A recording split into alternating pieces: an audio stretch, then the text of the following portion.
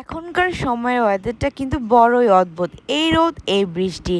এখন দেখছি রোদ উঠেছে, আবার একটু পরে দেখি আকাশটা একদম কালো হয়ে মেঘ পড়ে যাচ্ছে।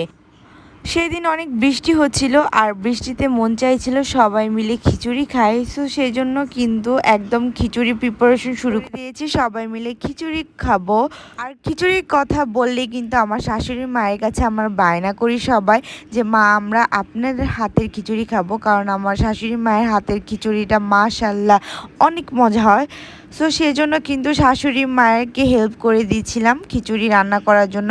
এখানে মা একদম হলুদ মরিচ আদা রসুন বাটা তেজপাতা যা যা লাগে আর কি সব কিছু দিয়ে কিন্তু সুন্দর করে চুলাতে বসিয়ে দিয়েছে। আর এদিকে কিন্তু আমরা খিচুড়ি দিয়ে খাওয়ার ভর্তা রেডি করছিলাম। সো ভর্তাটা কিন্তু বানিয়েছে আমার বড় ভাবির হাতে। কিন্তু এই ভর্তাটা আমরা সবাই পছন্দ করি, যেটা নাকি বাগার দিয়ে তোমার যে চ্যাপা শুটকি আছে সেটাকে কিন্তু ভুনা ভুনা করে ফেলে।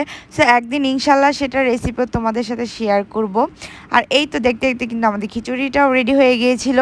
সো এই তো দেখতে পাচ্ছ একদম ধোয়া ওটা গরম গরম খিচুড়ি, যার কারণে আমার ক্যামেরাও কিন্তু ঘোলা হয়ে যাচ্ছিল। যাই হোক, দেন এখন একটা খিচুড়ি প্লেটার সাজিয়ে নেব।